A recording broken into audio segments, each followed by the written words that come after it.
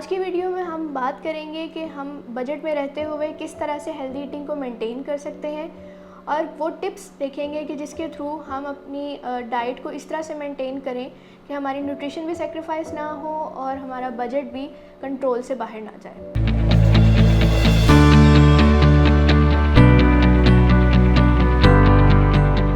अस्सलाम वालेकुम, मेरा नाम आयशा सिद्दीक़ा है और मैं क्लिनिकल डाइटिशियन हूँ और मरहम के साथ मैं गुज़िश्ता 4 साल से as a clinical dietitian online consultation provide कर रही हूँ। आज इस वीडियो में मैं बात करूँगी कि बजट में रहते हुए हम हेल्दी ईटिंग को किस तरह से मेंटेन कर सकते हैं। आजकल के दौर में जिस तरह की महंगाई बहुत ज़्यादा हो गई है और बहुत से लोग इस चीज़ को लेकर परेशान हैं कि हम अपनी डाइट और अपनी खाने की रूटीन को किस तरह से मेंटेन करें कि हमारा बजट भी आउट ना हो और हम हेल्दी वे में अपनी डाइट को भी फॉलो कर सकें। उसके लिए मैं कुछ टिप्स देना चाहूँगी।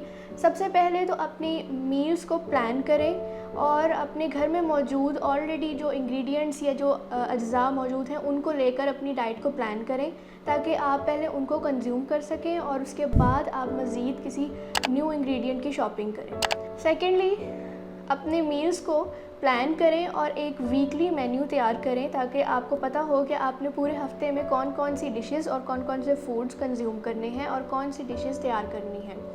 आपको जब पता होगा कि आपने इस वीक में कौन सा खाना बनाना है तो आप उसके अकॉर्डिंग बल्क में शॉपिंग करके अपने बजट को कंट्रोल में रख सकते हैं। इसके अलावा किचन गार्डनिंग को प्रमोट करें और वो तमाम फ्रूट्स और वेजिटेबल्स जो डेली रूटीन में इस्तेमाल होते हैं जैसे खीरा, प्याज, टमाटर, मिर्चें, उनको घर में ग्रो करें और ऑर्गेनिक वेजिटेबल्स और फ्रूट्स को इस्तेमाल करें। ये आपके बजट को मेंटेन रखने में काफ़ी मदद कर सकते हैं। अगर आप ग्रॉसरी शॉपिंग के लिए जाते हैं तो कभी भी खाली पेट ग्रॉसरी शॉपिंग ना करने जाएं क्योंकि ये आपको इम्पल्सिव बाइंग या इम्पल्सिव शॉपिंग पर मजबूर करेगी। अगर आप खाली पेट शॉपिंग करने जाएंगे तो वहाँ पे आप बहुत से प्रोसेस्ड फूड्स की तरफ अट्रैक्ट होंगे और ऑटोमेटिकली आपका बजट आउट होगा।